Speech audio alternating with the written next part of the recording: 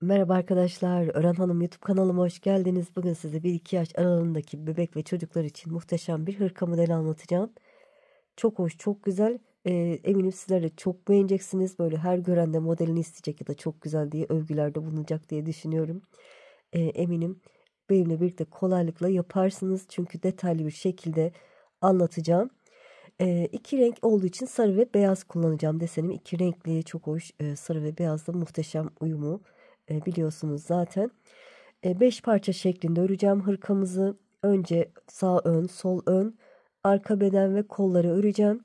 Diktikten sonra lastik kısmını, ön ve ense kısmından lastik kısmı ip alacağım ve lastik kısmını öreceğim arkadaşlar. Çok hoş, çok güzel bir hırkamız olacak.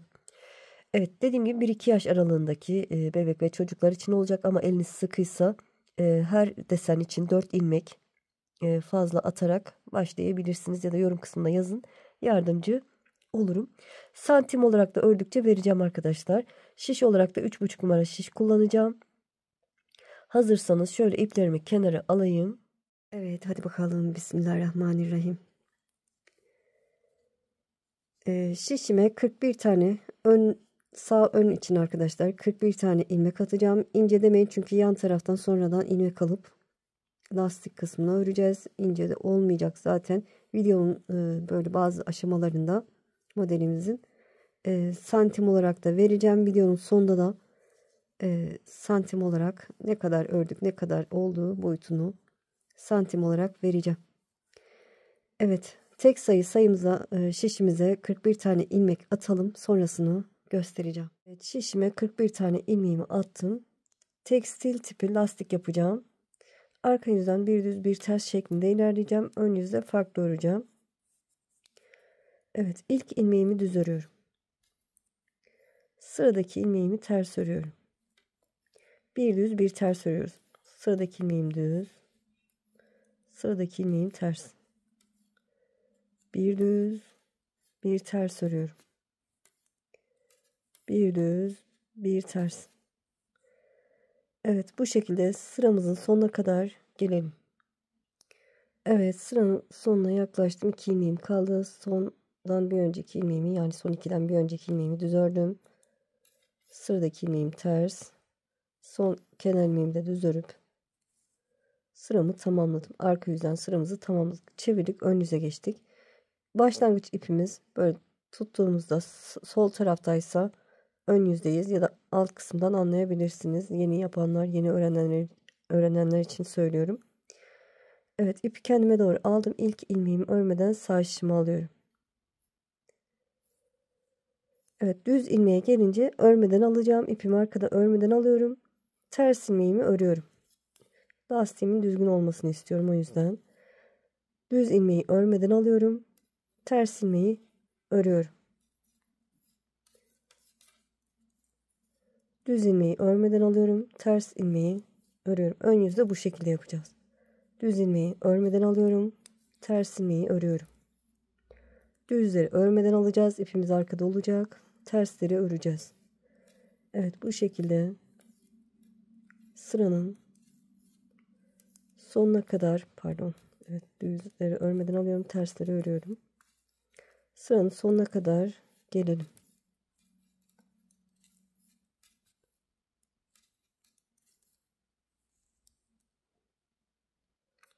Evet, sıranın sonuna yaklaştım. Yine son 2 ilmeğim kaldı. Sıradaki ilmeği düz, onu örmeden alıyorum. Son kenar ilmeğimi de ters örüp sıramı tamamlıyorum. Çevirdim. Arka yüzdeyim. İlk ilmeğimi örmeden sağ şişimi alıyorum. Arka yüzde tersleri ters, düzleri düz öreceğiz. Normal şekilde düz ilmeklerimizi de öreceğiz. Bir düz bir ters şeklinde ilerleyecek. Evet, bir düz bir ters. Bir ters bir düz.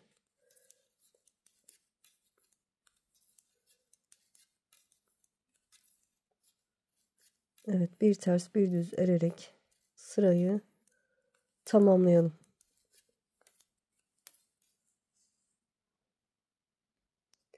Evet, arka yüzden sırayı tamamladım. Şöyle son ilmeğimi de örmeden almışım. Sorun olmaz.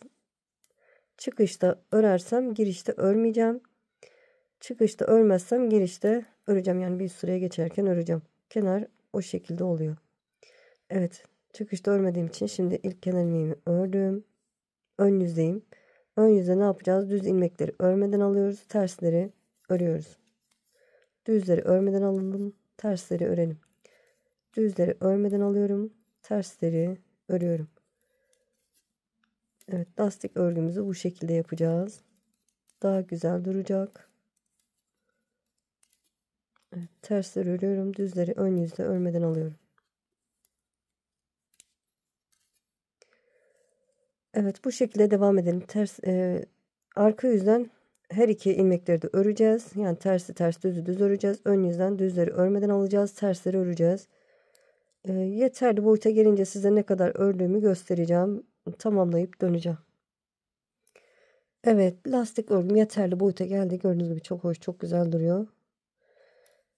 Kaç sıra ördük, nasıl anlayacağız? Bu biraz karışık duruyor ama şöyle anlatacağım size. Burada düz sıraları sayacağım, bakın. Düz sıraları sayıyorum. 1, 2, 3, 4. Bir de şişimdeki ilmeği sayarsam 5 diyelim arkadaşlar. Saymazsak 1, 2, 3, 4. Bu şekilde 4 sıra görüntüsü var.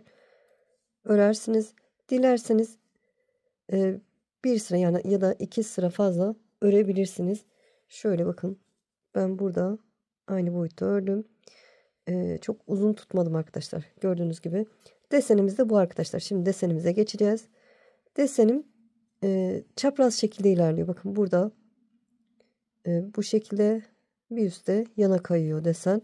Desenim 4 sıradan oluşuyor. 4 sıradan oluşuyor. 4 sıra sonra yana kaydığı için üst kısmı da size detaylı bir sonraki desende detaylı anlatacağım. İnşallah modelin gördüğünüz gibi çok hoş, çok güzel. Kenar lastiğini şöyle göstereyim arkadaşlar. Sonra ilmek alıp yapacağız. Yaka kısmı burası. Sonra ilmek alarak oluşturacağız. Gayet güzel duracak, hem de kolay olacak örmesi. Evet, desenim için arkadaşlar sarı hangi renk kullanacaksanız onu ipinize bağlayın. Son ilmeğimi örmedim, bir üst sırada renk değiştireceğim için. Evet, desenimize başlayalım. Desenin birinci sırası. 4 ilmek düz örüyorum. Sarı ipimle 1, 2, 3, 4. 4 ilmek ördüm. Burası kenar olduğu için 4 ilmek ördüm. Sıradaki ilmeği örmeden sağ şişimi alıyorum. İpim arkada. 3 ilmek örüyorum. 1, 2, 3. Sıradaki ilmeği örmeden sağ şişimi alıyorum. Dediğim gibi burada kenar olduğu için 4 ilmek ördük. Burada desenimde 3 ilmek ör, 1 örmeden al. O şekilde ilerliyor. 3 ilmek düz örüyorum. 1 ilmek örmeden alıyorum. 3 ilmek örüyorum. 1 ilmek örmeden alıyorum. 3 ilmek örüyorum. 1 ilmek örmeden alıyorum. 3 ilmek örüyorum. Evet, bu şekilde sıranın sonuna kadar ilerliyoruz. Şöyle hızlıca öreyim. Az kaldı zaten.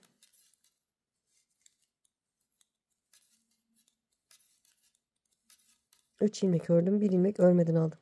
Sıranın sonunda da başta olduğu gibi 4 ilmeğim kaldı. Onları da örüp sıramı tamamladım. Birinci sırayı tamamladık. Çevirdik. Arka yüzdeyiz. İkinci sıra desenin. İpi kendime doğru alıyorum. İlk ilmeği örmeden sağ şişimi alıyorum. Çıkışta ördüğüm için şimdi örmüyorum. Burada ördüğüm ilmekleri öreceğim. Ters öreceğim. Bakın sarı ilmeklerimi ters örüyorum. Örmeden aldığım ilmeğe gelince, beyaz ilmeğe gelince ipimi kendime doğru alıp örmeden sağ şişimi alıyorum. 3 ilmek örüyorum. Sarı ilmeklerimi örüyorum. Beyaz ilmeğe gelince ipi kendime doğru alıp örmeden sağ şişimi alıyorum. 3 ilmek ters. Beyaz ilmeğimi örmeden sağ şişimi alıyorum. 3 ilmek ters. Beyaz ilmeğe gelince ipi kendime doğru alıp örmeden sağ şişimi alıyorum. Evet, bu şekilde sıranın sonuna kadar ilerliyorum.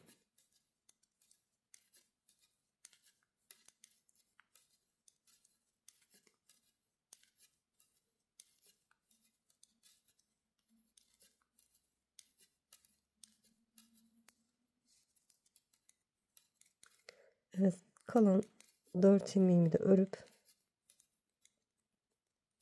sıramı tamamladım. İkinci sıramı çevirdim.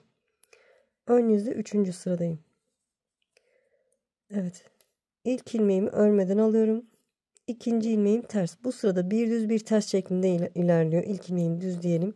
İkinci ilmeğim ters. Sıradaki ilmeğim düz. Sıradaki ilmeğim ters. O örmeden aldığımız ilmeklerin düz olması, yani düze denk gelmesi lazım. Yanlış yaptıysanız oradan anlarsınız. Evet, örmeden aldığım ilmeğin düze denk gelmesi lazım. Düzden sonra ters, düz, ters, bir düz, bir ters, bir düz, bir ters. Örmeden aldığım ilmek düze denk geliyor bakın. Bir düz, bir ters, bir düz, bir ters. Evet, bu şekilde sıranın sonuna kadar ilerleyelim. Evet, sıranın sonuna, yani 3. sıranın sonuna yaklaştım. Düz örmüşüm. Sıradaki ilmeğim ters. Son kenar ilmeğimi de düz örüp sıramı tamamladım. Çevirdim. Arka yüzdeyim. Arka yüzde hiçbir işlem yok. İpi kendime doğru alıyorum. İlk ilmeğimi çıkışta ördüğüm için örmeden alıyorum. Sırayla bütün ilmeklerimi ters örüyorum. Arka yüzden, yani 4. sıradan ters örerek sıramızı tamamlayalım. Son ilmeği örmeden sağ şişimizi alalım arkadaşlar. Çünkü renk geçişi yapacağız. Şöyle hızlıca öreyim hatta beraber.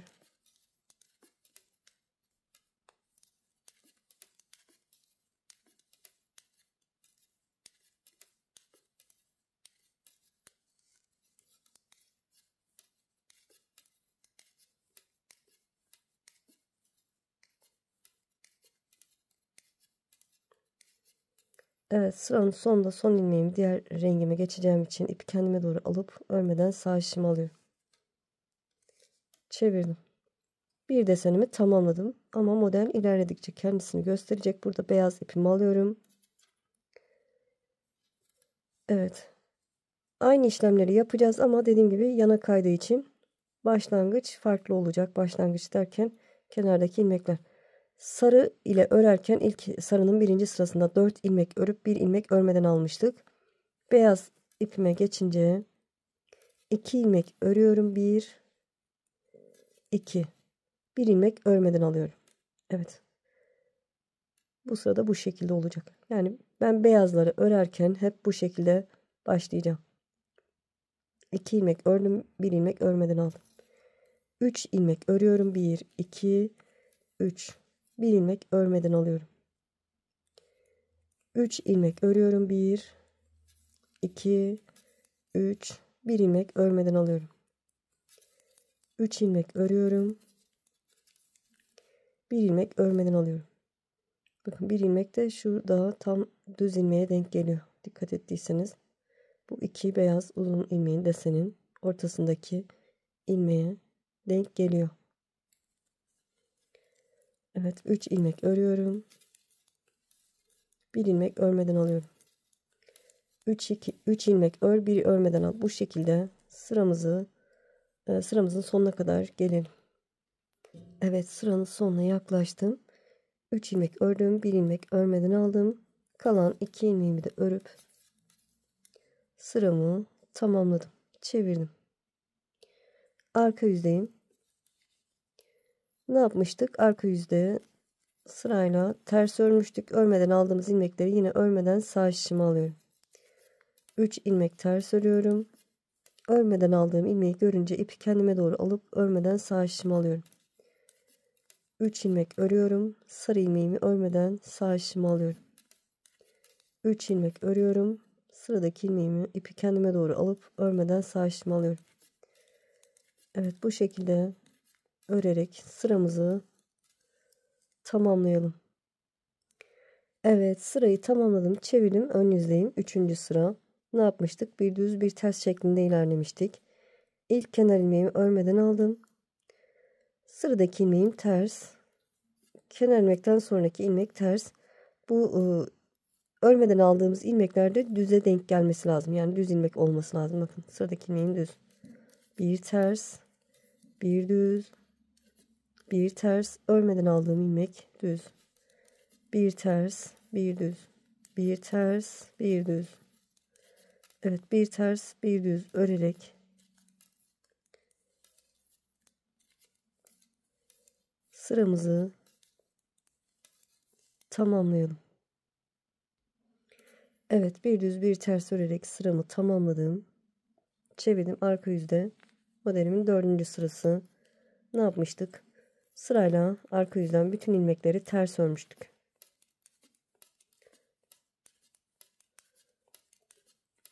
Evet, ters örerek ilerleyelim. Son ilmeği örmeden alalım arkadaşlar. Diğer renge geçeceğimiz için son kenar ilmeğimizi örmeden almayı unutmayalım. Evet, sırayı tamamladım. Çevirdim, ön yüzdeyim. Evet, ikinci desenimizi de tamamladık. Şimdi bir desen daha yapacağız beraber. Sarı ipimi aldım. Diğer rengimi geçiyorum. Ne yapmıştık? Sarıyla örerken 4 ilmek örüyoruz. 2, 3, 4. Şöyle ipimi çektireyim. 4 ilmek ördük. Bir tane ilmek örmeden alıyoruz. Örmeden aldığımız ilmekle bakın bu beyaz ilmeği örmeden alıyoruz. Aşağıdaki bu bakın üst sıraya kayan beyaz ilmek. Onun üzerine denk geliyor. Yani o ilmek arkadaşlar. Evet. 4 ilmek ördüm. 1 ilmek örmeden aldım. 3 ilmek örüyorum. 1 ilmek örmeden alıyorum. Bakın buna denk geliyor. Oradan da anlarsınız. 1, 2, 3 ilmek örüyorum. 1 ilmek örmeden alıyorum. 3 ilmek örüyorum. 1 ilmek örmeden alıyorum. Evet. 3 ör 1 örmeden al. Bu şekilde sıranın sonuna kadar gelelim. Evet, sıranın sonuna geldim. 1 ilmek örmeden aldım. Kalan 4 ilmeğimi de örüp 3. desenimin 1. sırasını tamamlamış oldum. Çevirdim, arka yüzdeyim. Artık bilirsiniz. Sarı ilmeklerimi örüyorum. Ördüğüm ilmekleri örüyorum. Örmeden aldığım ilmekleri yine ipimi kendime doğru alıp örmeden sağ şişime alıyorum. 3 ilmek örüyorum. Beyaz ilmeklerimi görünce örmeden sağ şişime alıyorum. 3 ilmek örüyorum. Beyaz ilmeğimi örmeden sağ şişime alıyorum. 3 ilmek örüyorum. Beyaz ilmeğimi örmeden sağ şişime alıyorum. Bu şekilde sıramızı tamamlayalım. Evet, sırayı tamamladım. Çevirdim. Ön yüzde modelimin 3. desenimin 3. sırasındayım. Ne yapacaktık? Bir düz bir ters şeklinde ilerleyecektik. İlk ilmeğimiz düz. Onu çıkışta ördüğüm için şimdi örmeden alıyorum. Sıradaki ilmek ters. Sıradaki ilmek düz. Sıradaki ilmek ters. Örmeden aldığımız ilmek de düz ilmek olarak denk geliyor. Bakın düz, ters, düz, ters. Örmeden aldığım ilmek düze denk geliyor. Evet, bir ters, bir düz, bir ters, bir düz örerek sıramızı tamamlayalım. Evet, sırayı tamamladım. Çevirdim, arka yüzde 3. desenimin son sırası 4. sırasındayım. İlk kenar ilmeğimi örmeden alıyorum. Sırayla bütün ilmeklerimi ters örüyorum.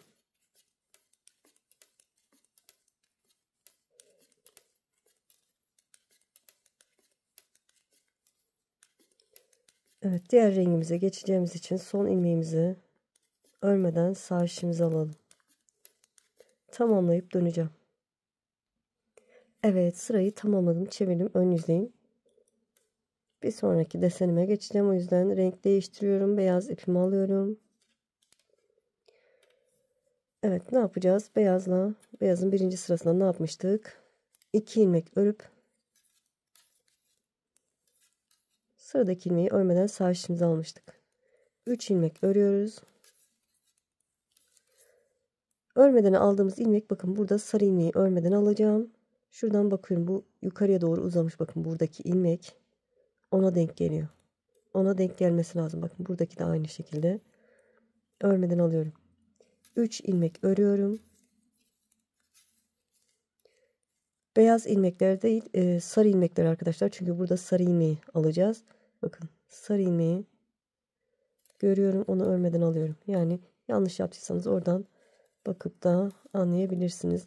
Zaten yanlış yaparsanız bariz belli oluyor arkadaşlar. Evet, 3 ilmek örüyorum. 1 ilmek örmeden alıyorum. Bu şekilde ilerliyor. Artık bilirsiniz deseni. Yeteri kadar anlattım diye düşünüyorum. Karıştırırsanız geriye alın arkadaşlar. O şekilde de yapabilirsiniz. Böyle devam edeceğiz. Ne kadar öreceğiz? Koltuk altı gelene kadar öreceğiz. Koltuk altı ve yaka oyuntusunu aynı anda yapacağız arkadaşlar. Aynı sırada başlayacağız. Ben bu sarı desenler 12 tane olana kadar şöyle burada göstereyim. Sarı desenlerim şöyle bakın.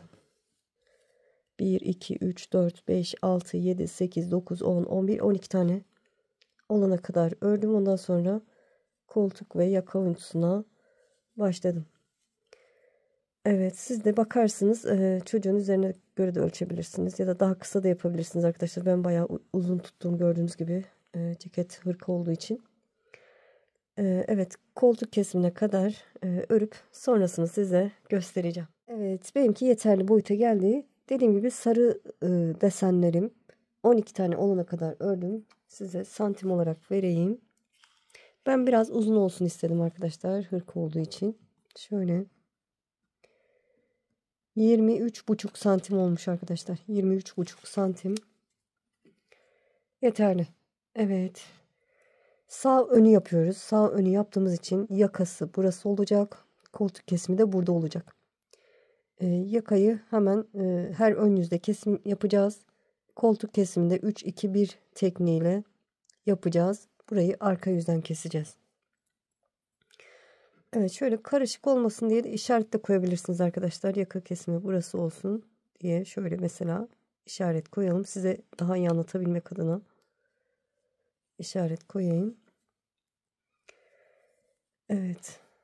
Aynı anda yapacağız. Aynı anda hem yaka oyuntusunu hem koltuk kesimini yapacağız. Burada ben hemen 2 ilmeğin ikisini bir örüyorum. Tabi burada diğer rengime geçmem gerekiyordu. Evet, hemen 2 ilmeğin ikisini bir örüyorum. Şöyle. Evet, sonrasında örgüme devam ediyorum. 2. Burada ne yapmam gerekiyordu? Bu ilmeği örmeden sağ işimi almam gerekiyor. Şuradan anlıyorum. 1 ilmek ördüm. 2. ilmeği örmeden sağ işimi aldım. 3 ilmek örüyorum. Karıştırırsanız dediğim gibi bu alta bakın. Şöyle sarı bakın yukarıya doğru duruyor. Oradan anlıyorum ki bunu örmeden alacağım. 3 ilmek örüyorum. 1 ilmek örmeden alıyorum. 3 ilmek örüyorum. Evet, bu şekilde sıranın sonuna kadar gelelim. Evet, sıranın sonuna geldim. 2 ilmeğimi de örüp sırayı tamamladım. Çevirdim. Burada dediğim gibi koltuk kesimini arka yüzden yapacağım. Çevirdim. Hemen ilk ilmeğimin yönünü çeviriyorum. Şöyle sol şıma aktarıyorum. 3 tane keseceğiz. 3 ilmek. 2 ilmeğin ikisini bir ördüm. İlmeğimi sol şıma aktardım. Şimdi bir ilmek kesmiş oldum. İkinciyi keseceğim. Hemen 2 ilmeğin ikisini bir ördüm. 2 oldu. İlmeğimi sol şıma aktardım. İkisini bir ördüm. 3. Evet, 3 ilmek kesmiş olduk. Yoluma devam ediyorum. Evet, desenim nasıl örülüyorsa o şekilde örerek ilerliyorum. Örmeden aldığım ilmekleri yine örmeden sağ işimi alıyorum. Evet, bu sıramızı tamamlayalım. Evet, sırayı tamamladım. Şöyle son ilmeği tekrar örmeden sağ işimi alıyorum arkadaşlar. Öyle daha güzel olur. Çevirdim. Şimdi bir ilmek keseceğim. Hemen ilk 2 ilmeğin ikisini bir örüyorum. Ve yoluma devam ediyorum. Bir ters bir düz şeklinde ilerleyeceğim. Şöyle bakıyorum. Sıradaki ilmeğim ters. Sıradaki ilmeğim düz. Şu örmeden aldığım düz ilmeğe denk gelmesi lazım. Sıradaki ters. Sıradaki düz. Evet, ne yaptık? Kenar ilmekten sonra bir ters, bir düz, bir ters, bir düz ördük. Tam denk geldi. Bir ters, bir düz. Sırayla bir ters, bir düz örerek ilerleyelim. Sırayı tamamlayalım. Arka yüzden kesimi göstereceğim. Evet, sırayı tamamladım. Çevirdim. Arka yüzdeyim. Burada da ikinci eksiltme sırasını yapacağım. Bu sırada 2 eksiltme yapacağım. Hemen ilk 2 ilmeğin ikisini bir ördüm. İlmeğimi birinci eksiltmeyi yapmış oldum. İlmeğimi sol şişime aktardım. Hemen 2 ilmeğin ikisini bir örüyorum. Evet, 2 tane eksiltme yaptım. Yoluma devam ediyorum. Evet. Ters örerek sıramızı tamamlayalım. Evet, sırayı tamamladım. Çevirdim. Yaka oyuntusundayız. Ön yüzde. Hemen ilk 2 ilmeğin, burada diğer rengime geçmem lazım. İlk 2 ilmeğin ikisini bir örüyorum. Evet, 3. eksiltme sıram. Şöyle. Evet, ikisini bir ördüm. Burada sıradaki ilmeği örmeden sağ şişime alıyorum. Bakın buradan bakıyorum ki bunu almam gerekiyor. 3 ilmek örüyorum. Şuradan bakıyorum bakın. Bu hizaya bakıyorum. Bunu örmeden almam gerekiyor. Yanlış yaparsanız dediğim gibi bariz belli olur. Kendisini belli eder arkadaşlar. 3 ilmek örüyorum. Sıradaki ilmeği örmeden sağ şişime alıyorum. 3 ilmek örüyorum. Sıradaki ilmeği örmeden sağ şişime alıyorum. Evet, sıramızı tamamlayalım. Evet, sırayı tamamladım. Çevirdim. Arka yüzden koltuk kesimini yapacağız. Eksiltmesini. Daha önce bir 3 ilmek eksilttik. Sonra 2 ilmek eksilttik. Şimdi sadece 1 ilmek eksilteceğim. Yani hemen ilk 2 ilmeğin ikisini bir ördüm. Eksiltmemi yapmış oldum. Evet. Koltuk kesimini tamamladık arkadaşlar. Bu şekilde oyuntusunu tamamladık. Toplamda 6 ilmek eksiltmiş olduk. Yoluma devam ediyorum. Evet, desenimi yaparak ilerliyorum. Örmeden aldığım ilmekleri örmeden sağ şişime geçiriyorum. Sıramızı tamamlayalım. Evet, arka yüzden sırayı tamamladım. Çevirdim. Ön yüzdeyim. 4. eksiltme sırası yaka oyuntusunda. Hemen ilk 2 ilmeğin ikisini bir örüyorum. Sonra bir düz bir ters şeklinde öreceğim. Bakıyorum bakın. Bu ilmeğin düz olması lazım. Ondan önceki ters, ondan önceki düz, ondan önceki ters. Yani yine sıradaki ilmeği ters örüyorum. Bir düz, bir ters, bir düz. Bakın, örmeden aldığım ilmek düze denk gelmesi lazım. Bir ters, bir düz, bir ters. Bu şekilde sırayı tamamlayalım. Zaten koltuk kesimini tamamladık artık arkadaşlar. Buradaki eksiltmemiz tamamlandı. Buradaki ilmeklerimiz artık sabit olacak. Sadece ön yüzde yaka oyuntusunu eksiltme yapacağız. Ben 12 ilmek eksilteceğim toplamda. Şişimde 23 ilmek kalacak. Evet, sırayı tamamlayalım. Bir daha ben yaka oyuntusunu bir defa daha göstermek istiyorum. Evet, sırayı tamamladım. Çevirdim. Arka yüzdeyim. Arka yüzdeyi dediğim gibi koltuk kesimi yapmayacağız. Hiçbir işlem yok. Ters örerek sıramızı tamamlayalım. Evet, arka yüzden sırayı tamamladım. Çevirdim. Ön yüzdeyim. 5. eksiltme sırası. Böyle saymayabilirsiniz. Unutabilirsiniz arkadaşlar. Dediğim gibi 23 ilmek kalana kadar bu şekilde her ön yüzde eksiltme yapacağız. Bakın hemen ilk 2 ilmeğin ikisini bir örüyorum. Şöyle kasmasın diye de şöyle geniş bırakıyorum. Yoluma devam ediyorum. Ne yapacağım? Burada bakıyorum arkadaşlar. Örmeden aldığım ilmek hangisi? Bunu örmeden almam lazım. Bakın, buradan anlıyorum. Örmeden sağ şişimi alıyorum. 3 ilmek örüyorum. Sıradaki ilmeği örmeden sağ şişimi alıyorum. 3 ilmek örüyorum. Evet, bakın aşağıdan bakıyorum. Bakın, bu sarı ilmek uzun duruyor. Karşımda o var. Onu örmeden sağ şişimi alıyorum. Evet, bu şekilde anlarsınız. Böyle devam edelim. Dediğim gibi yaka oyuntusunu her ön yüzde ilk 2 ilmeğin ikisini bir öreceğiz. Koltuk kesimini zaten tamamladık. Siz bakarsınız, farklı sayılarda yaptıysanız daha fazla da oyabilirsiniz. Daha az da oyabilirsiniz arkadaşlar. Ama ben fazla oymayacağım. Dediğim gibi 12 ilmek eksilteceğim sadece. Şişimde toplamda 23 tane ilmek kalana kadar eksilteceğim her ön yüzde. Sonrasını size göstereceğim. Evet, yaka oyuntusunu tamamladım. Şişimde toplamda 23 ilmek var. 12 ilmek eksiltmiş oldum yaka oyuntusunda. Evet, bundan sonra eksiltme yapmadan devam edeceğim. Şöyle beraber yapalım. 1 2 ilmek ördüm beyaz ipimle. Bu ilmeğimi örmeden sağ şişimi alıyorum. 3 ilmek örüyorum. Sıradaki ilmeği örmeden sağ şişimi alıyorum. 3 ilmek örüyorum. Sıradakini örmeden alıyorum. Evet, 3 ilmek örüyorum. Sıradakini örmeden alıyorum. Bu şekilde ilerliyorum. 1 2 3 4.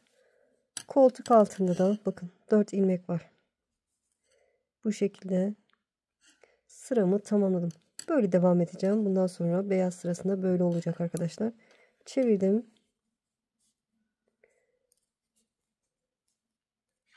Yine desenime devam ediyorum.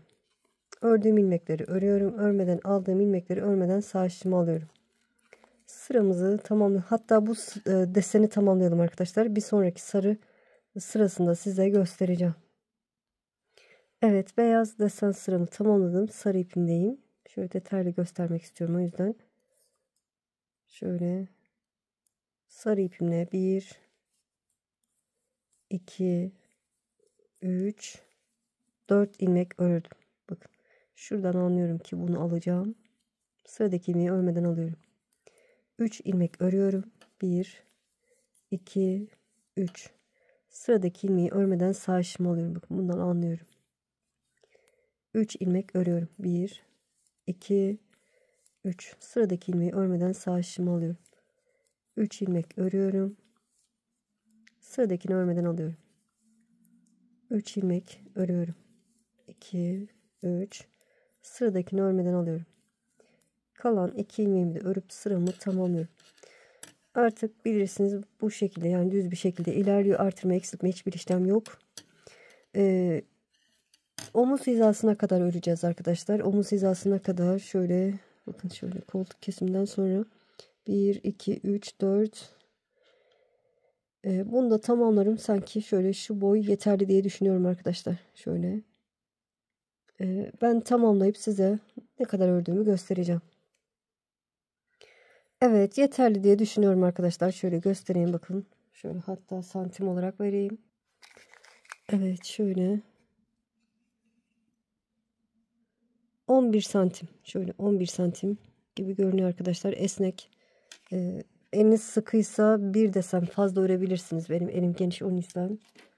Yani esneyecektir daha da. Evet, böyle yaka oyuntusu da böyle bu şekilde oldu. Şimdi kesim yapacağız. İlk ilmeğimi çıkışta örmemiştim. Şimdi örüyorum. Onu sol şişime aktardım. Hemen 2 ilmeğin ikisini bir ördüm. İlmeğimi sol şişime aktardım. İkisini bir ördüm. Sol şişime aktardım. İkisini bir ördüm. Evet, bu şekilde tamamen bütün ilmeklerimizi keselim. Tamamlayıp döneceğim. Evet, ilmeklerimi kestim. İpimi de biraz uzun bıraktım ki dikeyim. Sonra şöyle son ilmeğin içinden geçiyorum. Evet, sağ ön parçamız hazır arkadaşlar. Şimdi sol ön parçamıza başlayacağız. Aynı şekilde başlayacağız. Şöyle şişimi alayım. Aynı bunu nasıl yaptıysak aynı şekilde başlayacağız. Kaç ilmek başladıysanız, ben 41 ilmek başladım. Şöyle ilmeklerimizi 41 tane atalım arkadaşlar. Benimle aynı yaptıysanız. 41 ilmek atacağız. Aynı boyutta lastik öreceğiz. Sonra desenimizi de aynı şekilde yapacağız. Ta ki koltuk altına, şöyle koltuk altına, yaka oyuntusuna gelene kadar. Buradan sonra farklı şekilde öreceğiz. Zaten oraya kadar ördükten sonra videoda size nasıl yaptığımı, nasıl yapacağınızı anlatacağım. Beraber öreceğiz inşallah. Evet, şöyle bu kısma son olarak şöyle ben dediğim gibi 12 tane sarı desen yapmıştım. Benimle aynı boyutta yaptıysanız yapalım arkadaşlar. Yaka ve koltuk oyuntusunu nasıl yapacaksınız detaylı anlatacağım.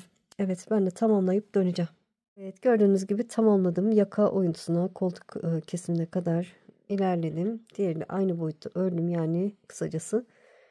Şimdi bunun koltuk kesimi bu tarafta olacak. Yaka oyuntusu bu tarafta olacak arkadaşlar. Bu parçamızın. Şöyle sarı ipimle keseceğim. Çirkin durmasın. Beyazla kesersem. İlk ilmeğimi örüyorum. Onu sol şişime aktardım. 3-2-1 tekniğiyle keseceğiz yine. Diğerini kestiğimiz gibi. Hemen ilk iki ilmeğin ikisini bir ördüm. Bir tane eksiltme yapmış oldum. İlmeğimi sol şişime aktardım. İkisini bir ördüm. İkinci eksiltmemi yaptım. İlmeğimi sol şişime aktardım. Burada diğer ilmeğimi alacağım. Yani ipimi alacağım. Beyaz ipimle ikisini bir ördüm. Evet, 3 ilmek eksiltmiş olduk. Şimdi sıradaki 2 ilmeğimi de düz örüyorum. Şuradan bakıyorum, bakın. Bu hizaya bakıyorum. Şuradan sarıyı örmeden almışım. Oradan anlıyorum ki bunu örmeden alacağım. 3 beyaz ilmekten sonra bir tane örmeden aldım. 3 ilmek örüyorum. Sıradaki ilmeği örmeden sağ şişime alıyorum. 3 ilmeğimi örüyorum. Sıradaki ilmeği örmeden sağ şişime alıyorum. Bilirsiniz, bu şekilde sıranın sonuna kadar ilerleyelim. Evet, hatta sırayı tamamladım arkadaşlar. Gördüğünüz gibi burada yine tersinden keseceğiz bu tarafta. Çevirdim. Arka yüzden yaka oyuntusunu yapacağız. Hemen ilk ilmeğin yönünü çeviriyorum. Onu sol şişime aktarıyorum. İkisini bir ördüm. Evet, bir tane eksiltme yapmış oldum. Yoluma devam ediyorum.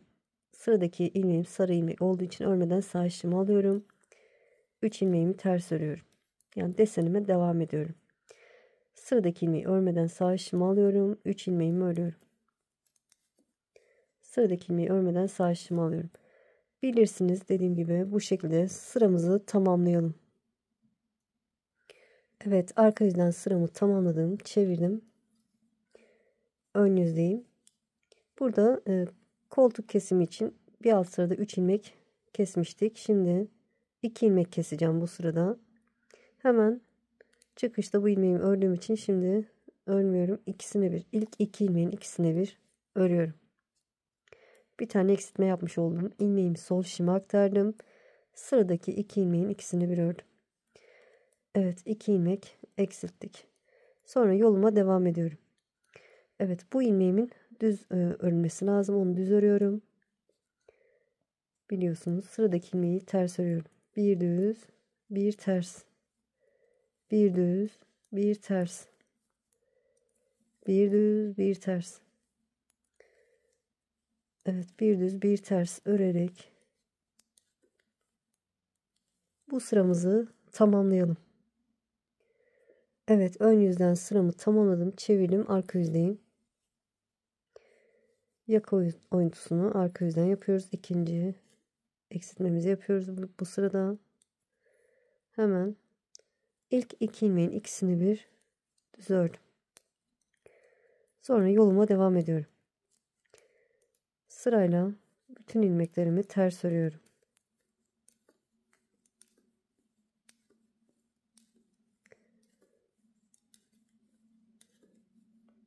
Evet, sıramızı tamamlayalım. Evet, arka yüzden sırayı tamamladım. Çevirdim. Ön yüzdeyim. Koltuk kesiminin üçüncüsündeyiz arkadaşlar. Üçüncü eksiltme sırasındayız. Burada diğer rengimi alıyorum. Şöyle. Sadece bir ilmek eksilteceğim. Hemen ilk 2 ilmeğin ikisini bir örüyorum. Şöyle ipimi birazcık da uzun bırakıyorum ki dikerken sorun çıkarmasın. Evet, şimdi bir ilmek daha ördüm. 2 ilmekten sonra şöyle bakıyorum, bakın aşağıya bakıyorum. Bunu örmeden sağ şişimi alıyorum. Oradan anlıyorum ki bunu örmeden alacağım. 3 ilmek örüyorum. Sıradaki ilmeği örmeden sağ şişimi alıyorum. 3 ilmek örüyorum.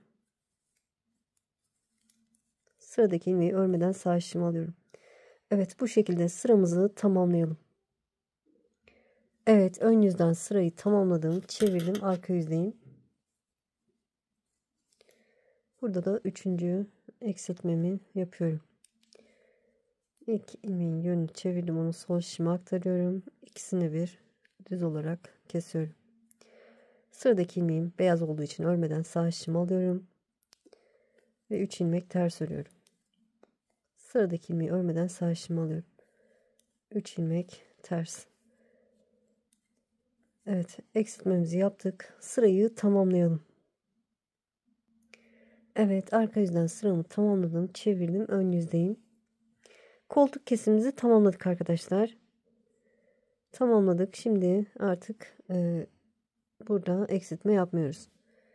İlk ilmeğim düz, sıradaki ilmeğim ters. Bakın şunun düz olması lazım. Oradan anlıyorum. İlk ilmekten sonra bir ters, bir düz. Bir ters, bir düz. Bir ters. Bakın beyaz ilmeğim düze denk geliyor. Bir ters, bir düz örerek sıramızı tamamlayalım. Evet, ön yüzden sırayı tamamladım. Çevirdim, arka yüzdeyim. Hemen ilk 2 ilmeğin ikisini bir örüyorum. Ve ters örerek ilerliyorum. Sadece yaka oyuntusuna devam ediyoruz arkadaşlar. Evet, sağ ön bedende kaç ilmek kestiyseniz yakada, bunda da aynı şekilde kesin. Ben de tamamlayıp eksiltmelerimi tamamlayıp döneceğim arkadaşlar. Desenim zaten aynı şekilde ilerliyor. Evet, gördüğünüz gibi tamamladım. Omuz hizasına kadar ördüm ve kesimini yaptım. Evet, ikinci parçamızı da tamamlamış olduk. Şimdi arka bedene geçeceğiz. Arka bedeni 81 ilmek atarak başlayacağım arkadaşlar. 2 katı 41, önleri 41 başladık. Arkaya da 81 ilmek atarak başlayacağım. Yani 4 ilmek ve katları artı 3 artı 2 ilmek olarak başlıyoruz. Evet. Şişimize 81 tane ilmek atalım arkadaşlar. Yine lastik örgümüzü aynı şekilde örelim. Sonra desen yapımını göstereceğim. Evet. Şişime 81 tane ilmek attıktan sonra bir ters bir düz şeklinde tekstil tipi lastik yaptım. Şöyle hatta yine göstereyim. Bakın şu düzleri sayacağım. Bu ilki 1, 2, 3, 4. Bir de şişimdeki ilmeği sayarsam 5 sıra diyelim arkadaşlar. Örmüş oldum. Evet. Burada sarı ipimi bağladığım desenime başlıyorum. 4 ilmek örüyorum. 2, 3, 4. Sıradaki ilmeği örmeden alıyorum. 3 ilmek örüyorum. Sıradaki ilmeği örmeden sağ şişimi alıyorum. Evet, 3 ilmek ör, 1 ilmek örmeden al. Bu şekilde sıranın sonuna kadar ilerleyelim. Evet, sıranın sonuna yaklaştım. Yine 3 ilmekten sonra 1 ilmek örmeden aldım. Kalan 4 ilmeğimi de örüp sıramı tamamladım. Çevirdim. Evet. Sarı ilmeklerimi örüyorum. Beyaz ilmeklerimi örmeden alıyorum. Artık bilirsiniz. Önleri yaptığımız gibi aynı şekilde desenlerimiz ilerliyor. Koltuk altına kadar örelim. Koltuk kesimini göstereceğim. Evet, tamamlayıp döneceğim. Evet, arka bedeninde koltuk altı kesimi gelene kadar ördüm. Önlerde yaptığım gibi aynı boyutta oldu. Şimdi yine 3-2-1 tekniğiyle keseceğiz. Hemen ilk 2 ilmeğin ikisini bir örüyorum. Yine sarı ipimle keseceğim. İlmeğimi sol şişime aktardım. İkisini bir ördüm. 2 oldu. İlmeğimi sol şişime aktardım. Burada diğer rengime geçeceğim için beyaz ipimi alıyorum. Ondan çekiyorum. Evet, 3 tane eksiltme yapmış oldum. Şimdi şöyle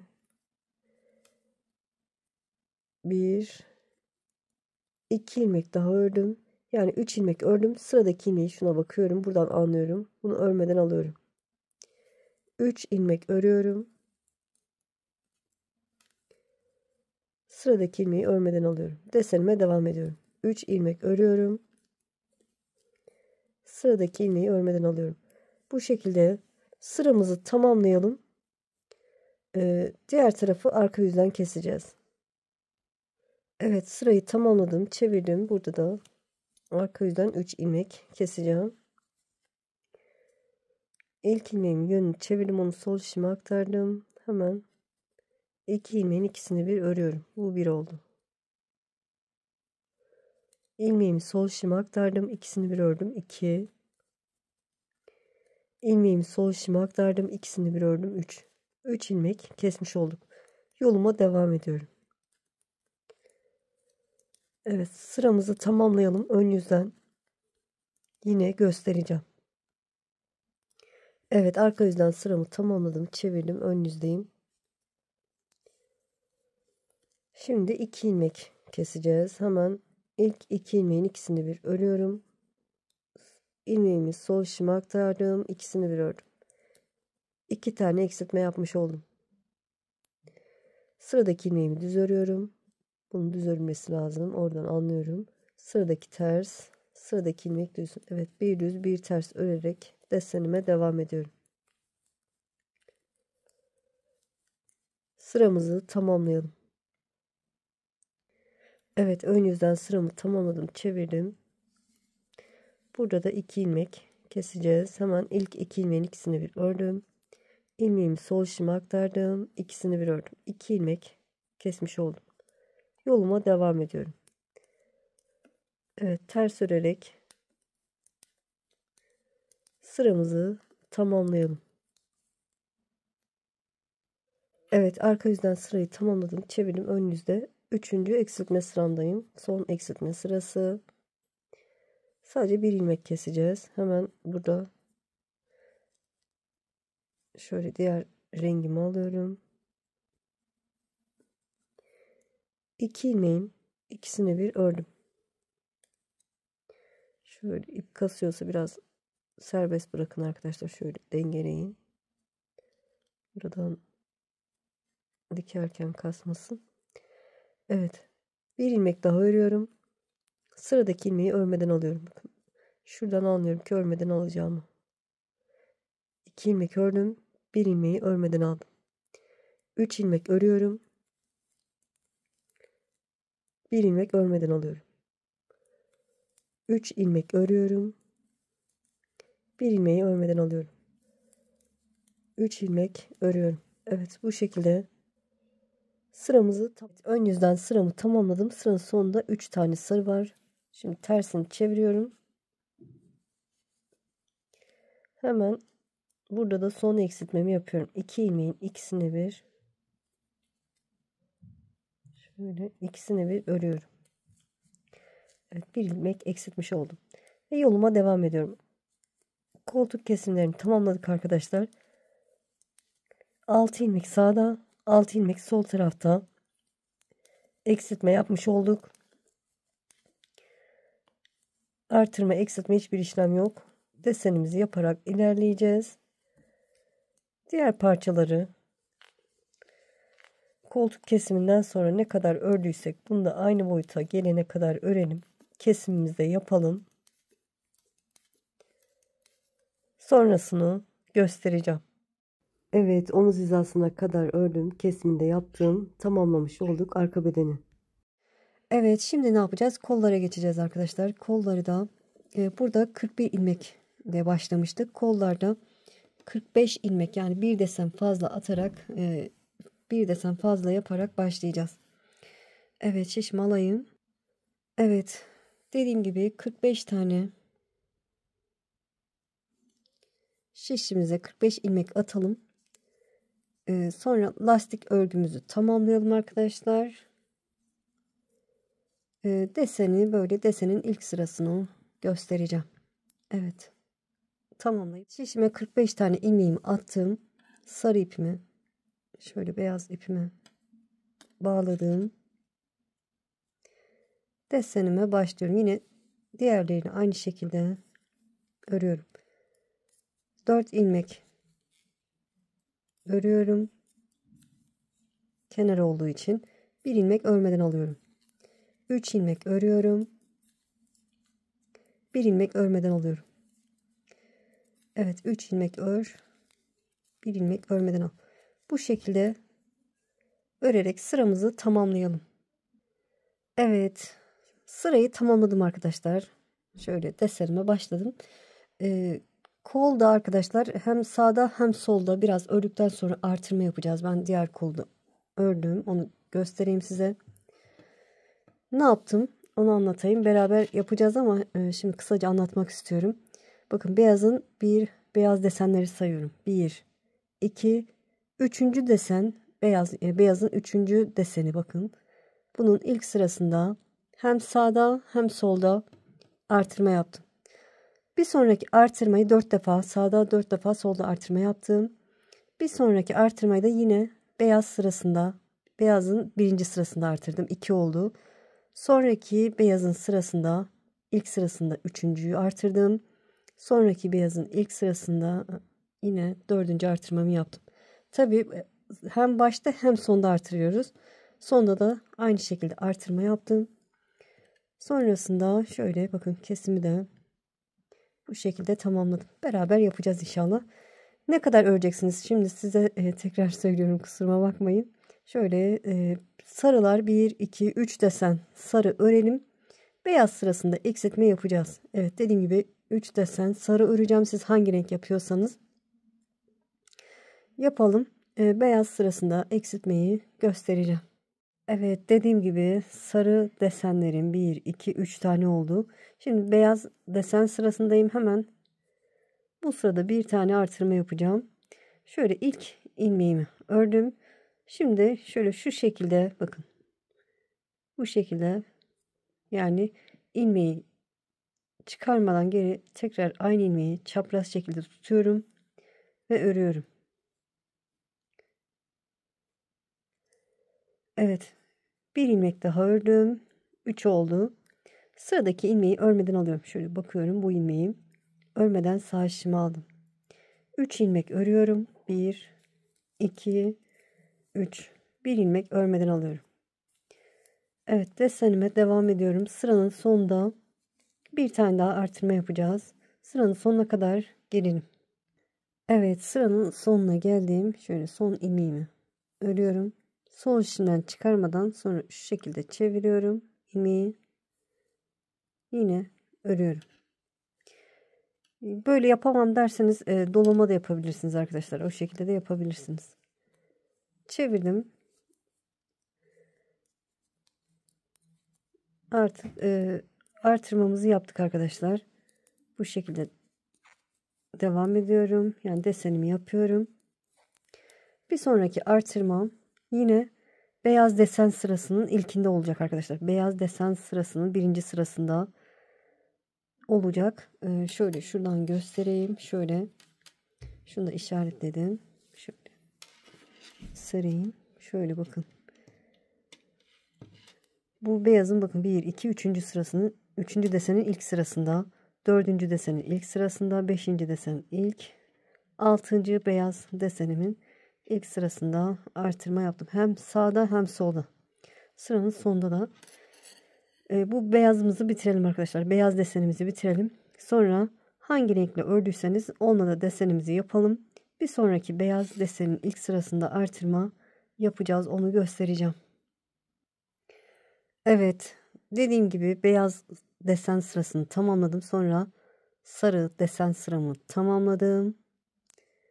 Şimdi yine beyaz ipimi alıyorum. Beyaz desen ilk sırasındayım. Artırma yapacağım. İlk ilmeğe giriyorum. Örüyorum, düz ördüm. Sonra ilmeğimi şu şekilde çevirip tekrar örüyorum. Evet, bir ilmekten iki ilmek çıkarmış olduk.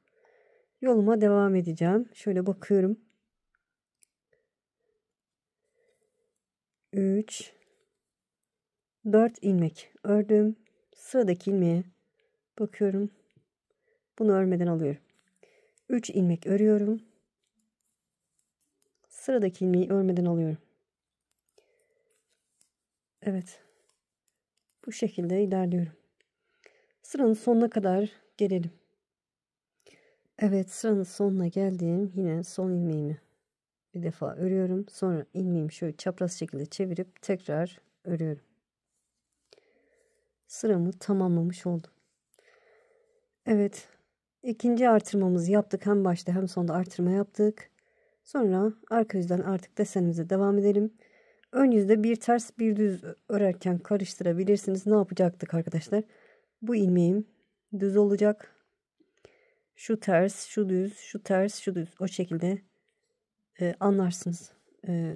O şekilde geriye doğru gelip anlarsınız arkadaşlar. Ya da buradan bakın, bir düz, bir ters, bir düz, bir ters, bir düz. Böyle. Evet. Beyaz desen sıramı tamamlayacağım. Sonra sarı desen sıramı tamamlayacağım. Bir sonraki beyaz sırada desen sırasında yine artırmayı göstereceğim. Üçüncü artırma sıramdayım. Yine beyaz desen sırası ilk sıradasında artırmamı yapacağım. Şöyle beyaz desenlerimi sayarsam 1, 2, 3, 4, 5.'ye başlayacağım. Şöyle ilk ilmeğimi örüyorum. Sonra ilmeğimi şöyle çevirip örmeden sağ şişimi alıyorum. Burada buradaki yani ikinci ilmeği örmeden almam lazım. O yüzden bu şekilde yaptım. 3 ilmek örüyorum. 1, 2, 3.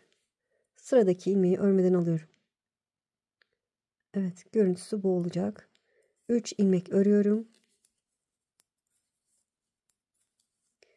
1 ilmek örmeden alıyorum. Sıranın sonuna kadar ilerleyelim. Evet, sıranın sonuna geldiğim, bakın 3 ilmek ördüm.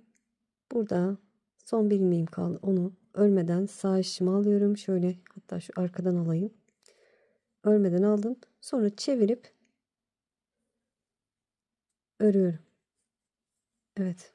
Görüntüsü bu olacak arkadaşlar. Evet. Üçüncü artırmamızı da yapmış olduk. Bir sonraki artırmayı göstereceğim. Ondan sonra da düz bir şekilde devam edeceğiz. 4 defa artırma yapmış olacağız. Onu da gösterip sonrasını söyleyeceğim. Evet. Beyaz desenimi tamamladım. Sonra bir desende sarı ipimle gittim.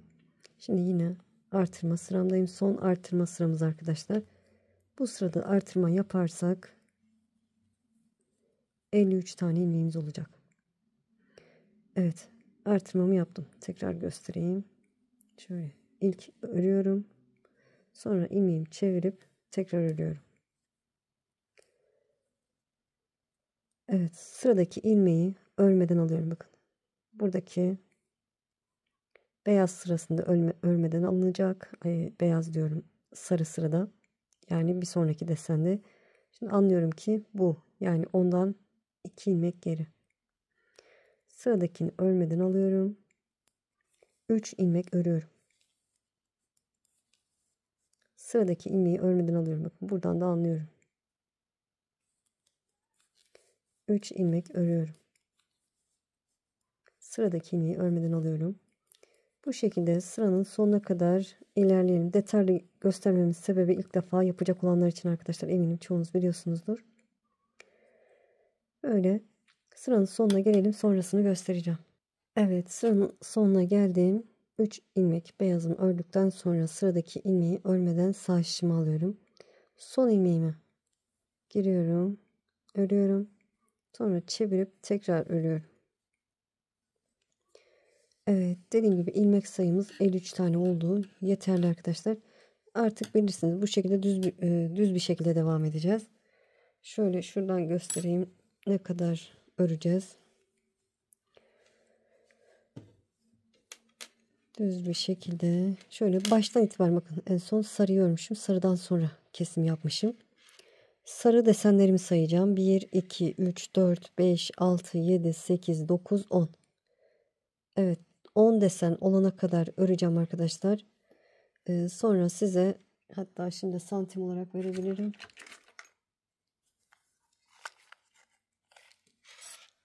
Şöyle. Tabii siz çocuğun kıyafetine de ölçebilirsiniz. Bakın 21 santim olacak.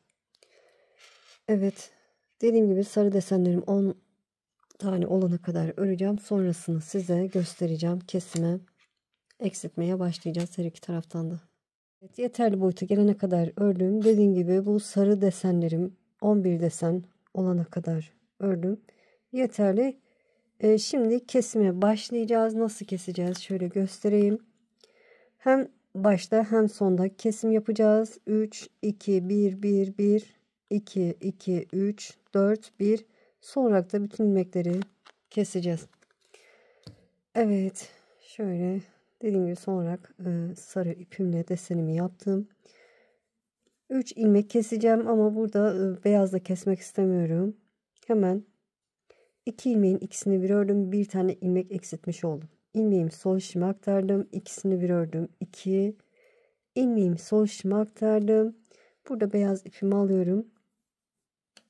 İkisini bir ördüm.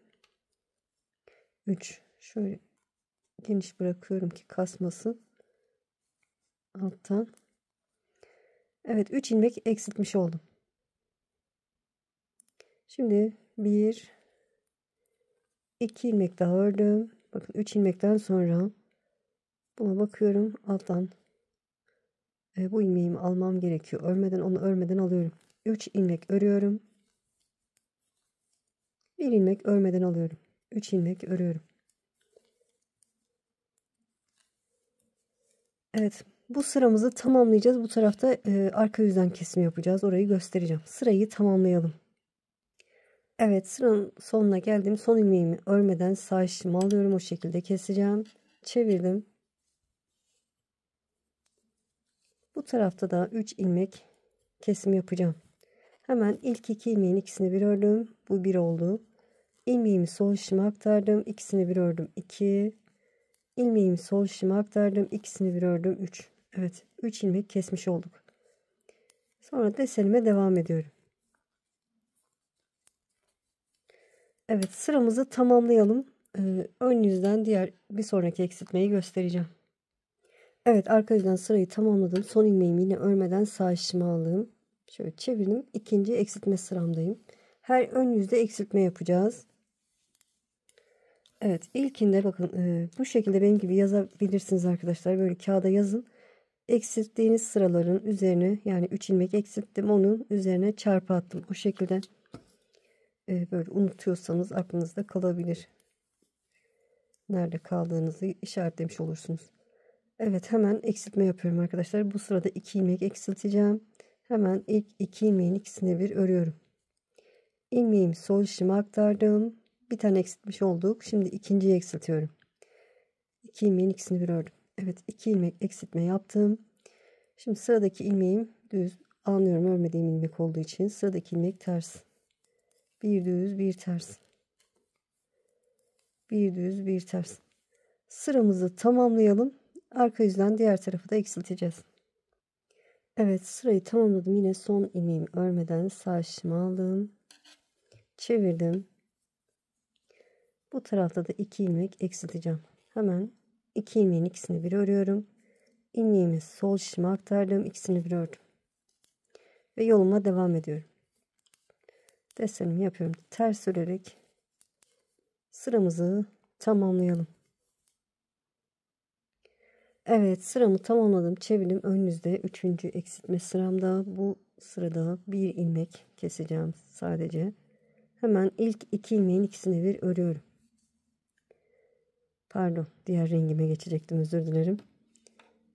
Evet, diğer rengimi alıyorum. Hemen ilk 2 ilmeğin ikisine bir ördüm. Şöyle kasmasın diye ipimi biraz çektiriyorum arkadaşlar. Arka taraftan çektiriyorum, önden değil. 2 ilmeğin ikisini bir ördüm. Şimdi örmeden aldığım ilmeği bakın, o buna denk geliyor. Demek ki bir ilmek daha örüyorum. Sıradaki ilmeği örmeden alıyorum. 2 ilmekten sonra bir ilmek örmeden aldık. 3 ilmek örüyoruz. Bir ilmek örmeden alıyorum. 3 ilmek örüyorum. Bir ilmek örmeden alıyorum. Evet, bu şekilde sırayı tamamlayalım. Evet, ön yüzden sırayı tamamladım. Çevirdim, arka yüzdeyim. Bu tarafta da bir ilmek keseceğiz. Hemen ilk 2 ilmeğin ikisini bir örüyorum. Sonra örgüme devam ediyorum, modelime.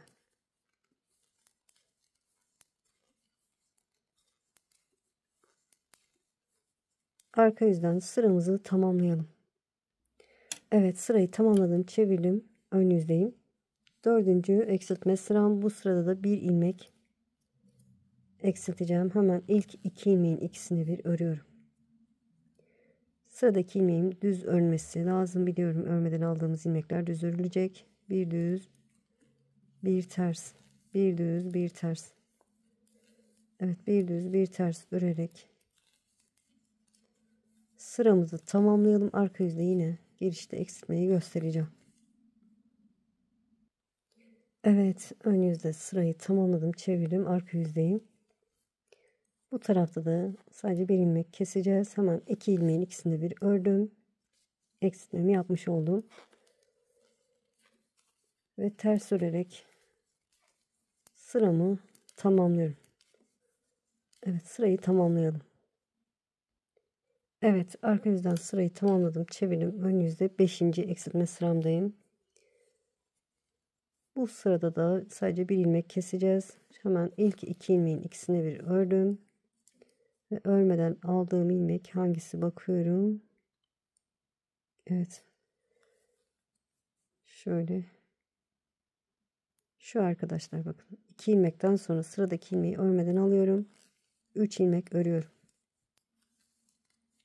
Sıradaki ilmeği örmeden alıyorum. 3 ilmek örüyorum. Evet, sırayı tamamlayalım. Evet, sırayı tamamladım. Çevirdim. Burada da sadece bir ilmek keseceğim. 2 ilmeğin ikisini bir ördüm. Ve yoluma devam ediyorum. Sıramızı tamamlayalım. Evet, arka yüzden sırayı tamamladım. Çevirdim. Ön yüzde 6. eksiltme sıramdayım. 2 ilmek keseceğim bu sefer. Hemen ilk 2 ilmeğin ikisini bir ördüm. Şöyle kağıttan göstereyim arkadaşlar. Ne yaptık? 3. Birinci sırada 3, sonra 2, sonra 1, 1, 1. Şimdi 2 ilmek keseceğiz başta ve sonda. 6. eksiltme sıramız. 2 ilmeğin ikisini bir ördüm. Bir ilmek eksiltmiş oldum. İlmeğimi sol şişime aktardım. İkisini bir ördüm. İkinci ilmeğimi eksiltmiş oldum. Ve şöyle bir düz bir ters öreceğim. Sıradaki ilmeğim ters. Sıradaki ilmeğim düz. Sıradaki ilmek ters. Sıradaki ilmek düz. Bir düz bir ters örerek ilerliyorum. Sıramızı tamamlayalım. Evet, ön yüzden sırayı tamamladım. Çevirdim, arka yüzdeyim. Bu tarafta da 2 ilmek keseceğim. Hemen ilk 2 ilmeğin ikisini bir ördüm. Sol şişime aktardım, ikisini bir örüyorum. 2 ilmek eksiltmiş oldum ve ters örerek ilerliyorum. Sıramızı tamamlayalım. Evet, arka yüzden sırayı tamamladım. Çevirdim, ön yüzdeyim. Bu sırada da 2 ilmek eksilteceğiz. Hemen ilk 2 ilmeğin ikisini bir ördüm. İlmeğimi sol şişime aktardım. Burada diğer rengimle keseceğim. Çünkü diğer desene geçtim. Hemen 2 ilmeğin ikisini bir ördüm. Yani şöyle ipimi çektiriyorum arkadan ki kasmasın. Evet, şimdi örmeden aldığım ilmek hangisi olacak bakıyorum. Kenar ilmekten sonra 1, 2, 3 ilmek ördüm. Yani 4 ilmekten sonra sıradaki ilmek örmeden aldığım ilmek arkadaşlar. Bu şekilde. Şu baştaki ilmeğe denk geliyor. O yüzden 4 ilmek ördük. 1 ilmek örmeden aldık. 3 ilmek örüyorum.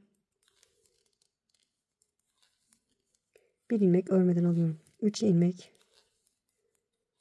örüyorum. 1 ilmek örmeden alıyorum. Sıramızı tamamlayalım.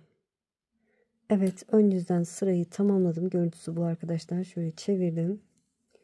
Arka yüzden 2 ilmek keseceğim. Hemen 2 ilmeğin ikisini bir ördüm.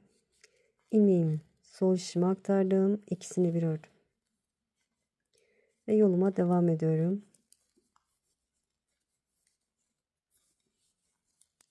Sıramızı tamamlayalım. Evet, arka yüzden sırayı tamamladım. Çevirdim. Ön yüzden 8. eksiltme sıramdayım. Bu sırada 3 ilmek keseceğim.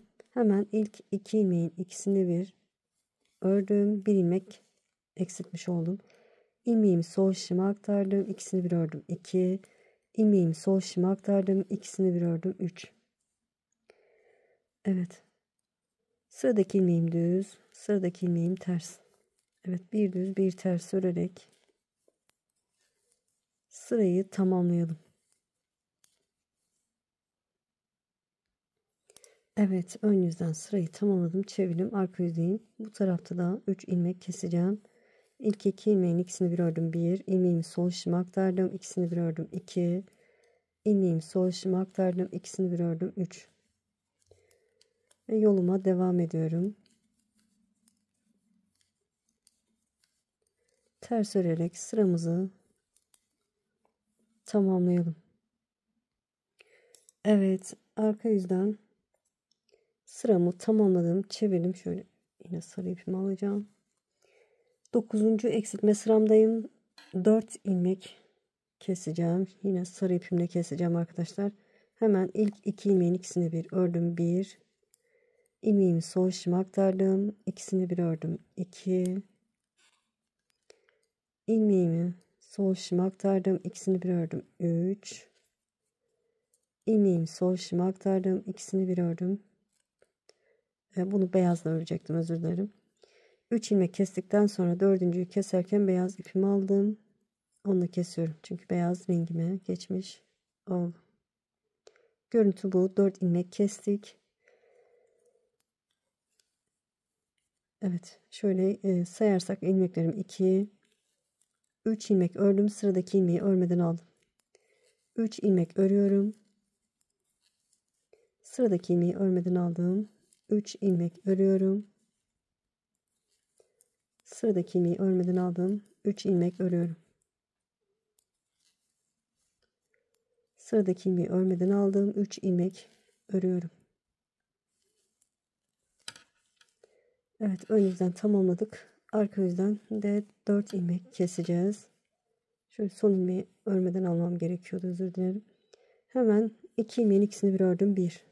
İlmeğimi sol şişime aktardım. İkisini bir ördüm. 2. Sol şişime aktardım. İkisini bir ördüm. 3. Sol şişime aktardım. İkisini bir ördüm. 4. Evet, 4 ilmek de bu taraftan kesmiş olduk. Şekli böyle arkadaşlar. Yoluma devam ediyorum. Şöyle artık beraber örelim. Az kaldı zaten.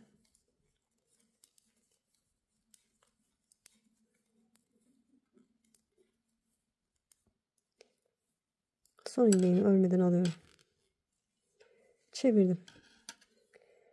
Evet, 10. eksiltme sıramdayım. Sadece bir ilmek keseceğim başta ve sonda. Hemen ilk 2 ilmeğin ikisini bir ördüm.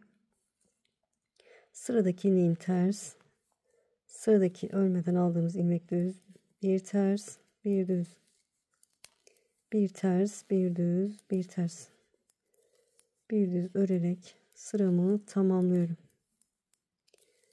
Kenar ilmeğimi örmeden alıyorum. Ki şöyle güzel dursun arkadaşlar. İpim de dolaştı. Arka yüzden de sadece bir ilmek kesiyorum. Yani 2 ilmeğin ikisini bir ördüm. Ters örerek sıramı tamamlayacağım inşallah. Evet, sırayı tamamladım. Şişimde toplamda 3, 6, 9, 12, 13 tane ilmek kalmış. Çevirdim. Evet, şöyle kol kesimini tamamladık arkadaşlar. Evet, şimdi bütün ilmeklerimizi, kalan 13 ilmeğimizi de keseceğiz. Hemen 2 ilmeğin ikisini bir ördüm. İlmeğimi sol şişime aktardım. İkisini bir örüyorum. İlmeğimi sol şişime aktardım. İkisini bir ördüm. Evet, bütün ilmeklerimizi keselim. Kesimini tamamladım. Dördüncü parçamız bitti. Aynısından arkadaşlar videoyu geriye alabilirsiniz. Aynısından bir parça daha örün. Ben ördüğüm için benimki hazır. Evet, kolunun genişliği de boyu da gayet ideal oldu arkadaşlar. Dikince de güzel duracak. Evet, iki kolumuz var. Şöyle diğer kol da bu. Arka bedenimiz şöyle. Ön bedenlerimiz şöyle, bir tanesi sağ, bir tanesi sol. Şöyle. Evet, sıra dikime geldi arkadaşlar. Diktikten sonra da buralardan tel alıp lastik kısmını öreceğiz. Düğme iliğini de o zaman yapacağız arkadaşlar. Evet, dikime geçelim. Ben iğnemi ipimi geçirdim. Yine modelimin düz tarafından dikeceğim. Siz kendi bildiğiniz gibi de dikebilirsiniz. Benimle aynı şekilde dikebilirsiniz. Şöyle bu tarafa bir geçiyorum. Sonra karşıdan şöyle bakın. Düz kısmı bakın bu şekilde giriyorum. Bu taraftan da bakın. Tam karşısına denk gelen düz kısmı bu şekilde giriyorum. Sıradakine buradan da sıradakine bakın bu şekilde giriyorum. Karşıya sıradaki bakın düz kısmı bu şekilde giriyorum. Dediğim gibi bildiğiniz gibi de dikebilirsiniz. Benimle aynı şekilde dikebilirsiniz.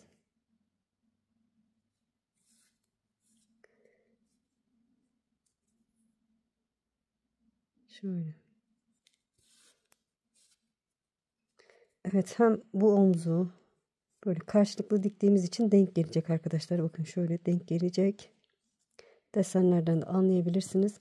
Hem bu omzu hem de bu omzu dikelim. Sonra kollarını dikeceğiz. İki omuz kısmında diktim arkadaşlar. Hatta ben şöyle göstereyim, bu koluna diktim. Şöyle yine düz tarafından diktim. Şöyle oldu. Şimdi beraber diğer kolunu dikeceğiz. Evet, şöyle kolunu aldım. Tam ortalı bir şekilde arkadaşlar. Şöyle çengelli iğneyle bakın tam ortalı şekilde tutturuyorum. Bunu da tam ortasına, yani diktiğim yere tutturuyorum. Kolunu bu şekilde ortalamış olduk. Siz de böyle yaparsanız daha iyi olur arkadaşlar. Dengeli bir şekilde dikmiş olursunuz. Evet, iğneme sarı ipimi geçirdim. Beyazla da dikebilirsiniz. Çünkü bu kısım beyaz ama belli olmayacak arkadaşlar. Sorun olmaz. Şöyle. Yanlış tuttum, özür dilerim. Evet, şu şekilde dikeceğim. Alttan şöyle köşeye giriyorum.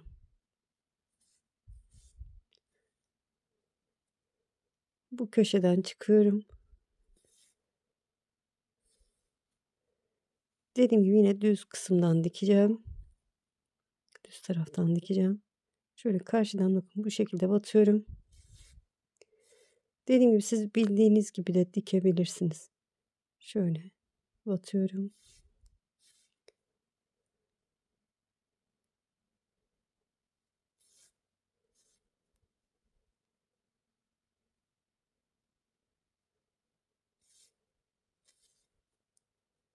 Karşılıklı şöyle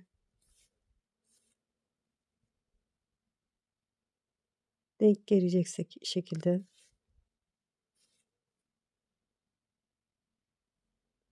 şuraya batıyorum.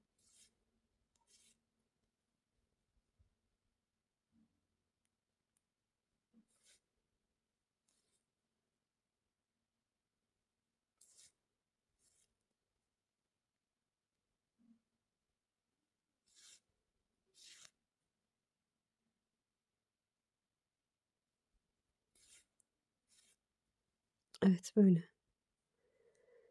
Evet bu şekilde yukarıya doğru dikeceğim. Tam ortası buraya denk gelecek. Sonra arka taraf, arka bedeni yine buraya kadar şöyle şuraya kadar dikeceğim arkadaşlar. Dikelim sonrasını göstereceğim. Evet kol evini bu şekilde diktim arkadaşlar. İpimi içeriden düğüm atıp kestim. Şimdi bu sefer beyaz ipimle dikeceğim. Şöyle beyaz ipimi aldım, iğneme geçirdim. Ne yapacağız? Şöyle katlayalım arkadaşlar. Şöyle düzelteyim. Evet buradan başlayalım. Alttan başlayalım bu sefer. Şu alttan başlayıp kol ucuna kadar dikeceğiz. Şöyle şuradan köşeyi iğnemi getiriyorum. Buradan da tam köşeden şöyle çıkayım. Yine aynı teknikle arkadaşlar. Şöyle karşılıklı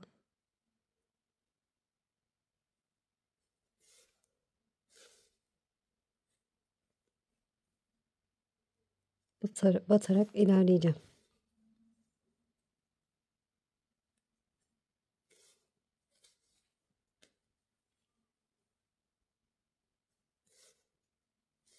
Evet, renkler yan yana gelsin. Aynı renkler.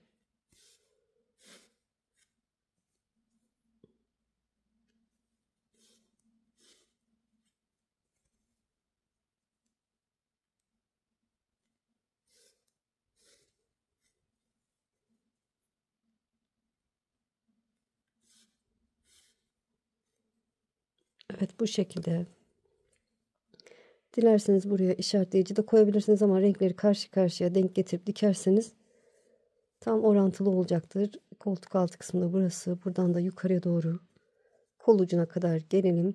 Dikip tamamlayalım arkadaşlar. Sonraki aşamaya geçeceğiz. Dikimini tamamladım. Gördüğünüz gibi çok hoş, çok güzel oldu. Şöyle. Böyle bile çok hoş, çok güzel duruyor. Şimdi ne yapacağız? Lastik kısmını yapacağız arkadaşlar. Bu kısımdan tel alacağız ve lastik öreceğiz. Evet, şöyle misinalı şişiniz varsa onu kullanabilirsiniz. Uzun şişler de olur, sorun olmaz. Sığar diye düşünüyorum arkadaşlar. Buradan başlayacağız. Ense kısmından ilerleyeceğiz. Buraya geleceğiz. Ta ki buraya kadar ilmek alacağız. Evet, şöyle hemen bakın. Mesela şuradan alacağım. Şuradan yerleri belli arkadaşlar bakın. Şöyle şuraya giriyorum. Tığ yardımıyla da alabilirsiniz. Bakalım alamazsam tığ yardımıyla alacağım. Şöyle ilmeğimi aldım. Bunu şimdi bırakıyorum. Sıradaki bakın. Sıradaki bir sonraki yuvaya giriyorum. İlmek alıyorum. Bir sonraki yuvaya giriyorum. İlmek alıyorum. Sıradakine giriyorum. İlmek alıyorum. Burada mesela sarı sırası var. Renk sırası. Bu her desenden 2 ilmek alalım arkadaşlar. Karışık yaptıysanız ne kadar alacağınızı bilmiyorsanız aslında belli, bakın 1-2 ilmek 1-2 ilmek o şekilde alabilirsiniz. Ama karıştırırsanız her renkten 2 ilmek çıkartın. Evet bakın 2, sıradakine girdim 1, sıradakine girdim 2. Bu şekilde ilmek alarak ilerliyorum. Lastik örgü öreceğim için toparlayacak arkadaşlar kendisini. Tekstil tipi lastik yapacağım için biraz daha toparlayacak, hatta daha güzel duracak. Evet, her sıradan bir ilmek alarak ilerliyorum.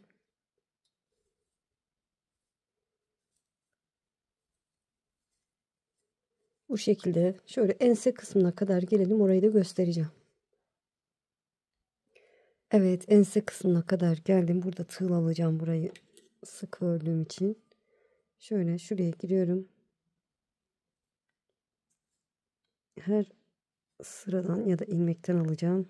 Tığ da büyük almışım. Evet, şöyle küçük uçlu tığ aldım. Buraya giriyorum, ilmek alıyorum. Şişime aktarıyorum.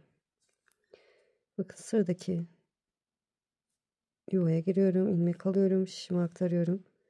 Bu şekilde her ilmekten bir ilmek çıkarmış oluyorum. Şimdi geçiremedim ama sonra düzeltirim onu. Sıradakine girdim, ilmek aldım. Giriyorum, ilmek alıyorum.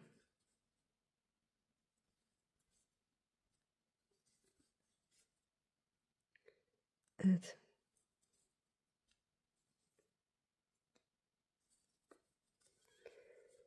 Bu şekilde her sıradan ilmek alarak ilerleyelim. Buraya kadar gelelim. Burayı da artık bilirsiniz arkadaşlar. Her renkten iki sıra, her renkten iki ilmek alarak ilerleyelim. Dediğim yere kadar gidelim. Sonrasını göstereceğim. Evet, ilmek alarak diğer uç kısma kadar geldim. Şimdi çevirdim.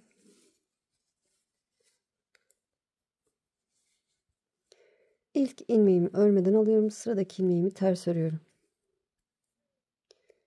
Bir düz, bir ters. Bir düz, bir ters. Arka yüzden bir düz, bir ters şeklinde örüyorduk. Bir düz, bir ters. Bir düz, bir ters. Evet, bir düz, bir ters örerek sıranın sonuna kadar gelelim.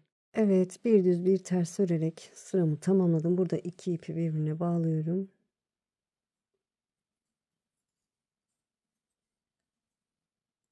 Sonra da saklayacağım. Sabitleyip şöyle çeviriyorum.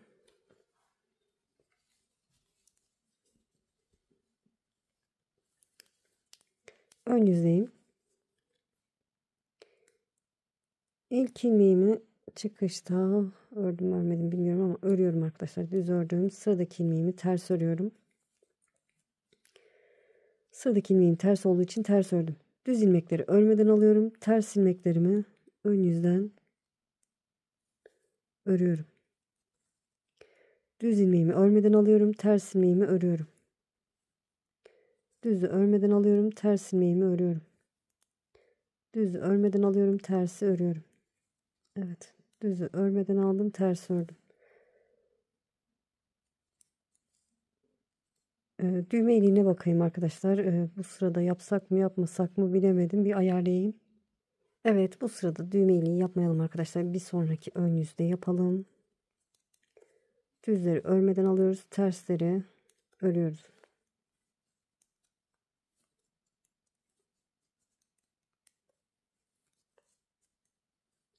Düzleri örmeden alıyorum. Tersleri örüyorum.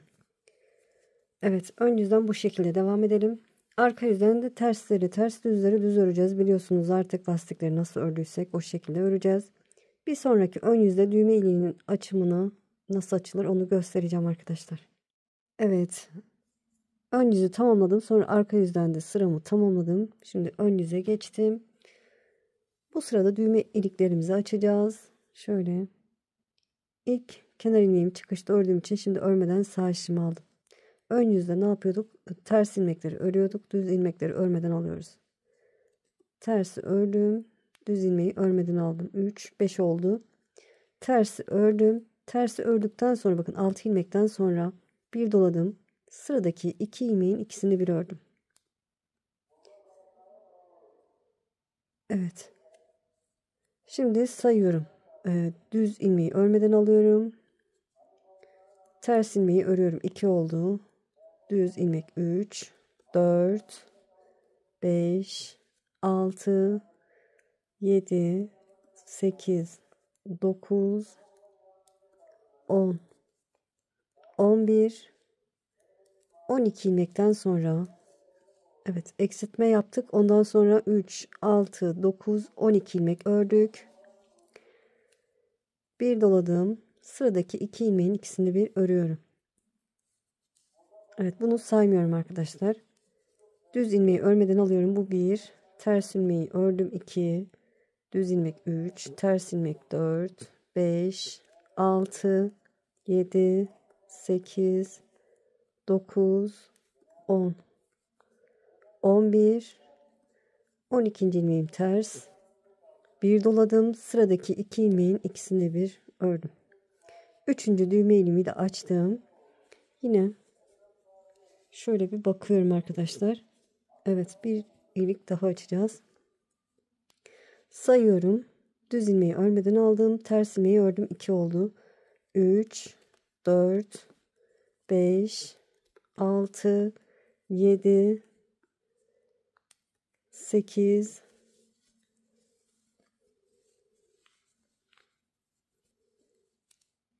9, 10, 11, 12. ilmeğimi ters ördüm. Bir doladım. Sıradaki 2 ilmeğin ikisini bir ördüm. Evet, bakın yaka oyuntusuna da şuradan başlamışız. Yeri güzel oldu. Tam denk geldi arkadaşlar. Şimdi yoluma devam ediyorum. Lastik örgüme devam ediyorum. Düzleri örmüyorum. Tersleri örüyorum ön yüzden.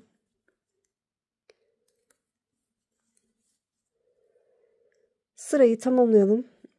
Arka yüzden de biliyorsunuz tersi ters düzü düz öreceğiz. Bu şekilde kenar bandı, yani kenar lastik kısmı ne kadar öreceğiz. Ben ördükten sonra size şöyle yine sayıp göstereceğim arkadaşlar.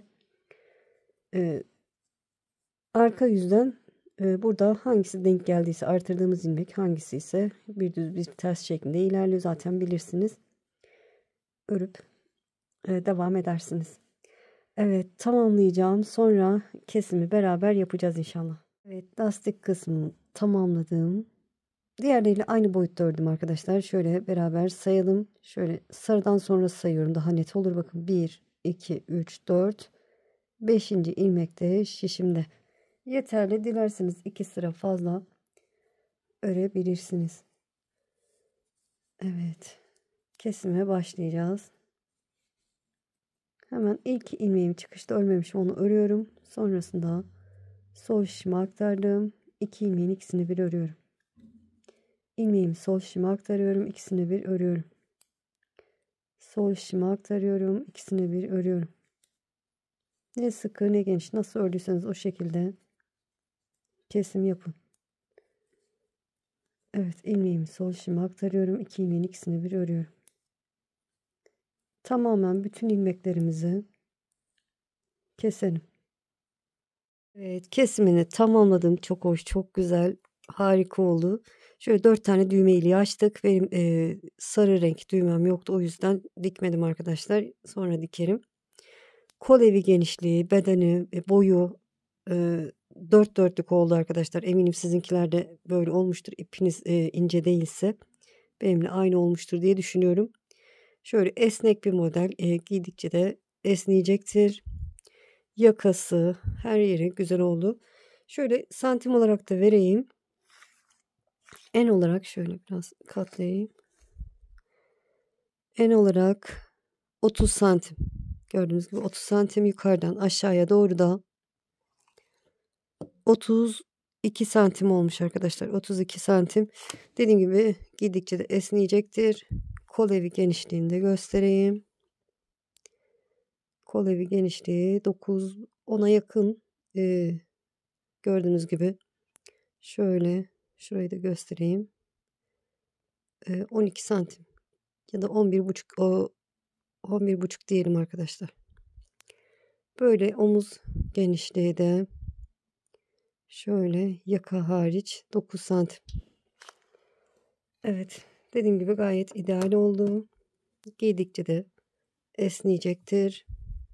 Çünkü kendisini toplayan bir model.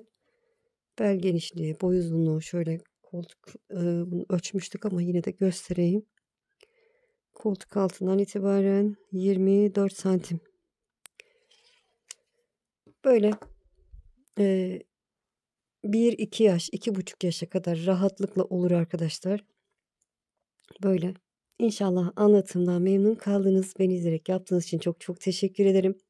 Kanalıma abone değilseniz abone olursanız sevinirim. Videolarımı beğenip paylaşırsanız, yorum yaparsanız bana destek olmuş olursunuz. Şimdi değil, ileride örmek istiyorum derseniz de kaydet butonuna basın. Daha sonra kaydettiğiniz videolar arasında bulabilirsiniz. Şöyle dikişleri de göstereyim. Gayet güzel oldu.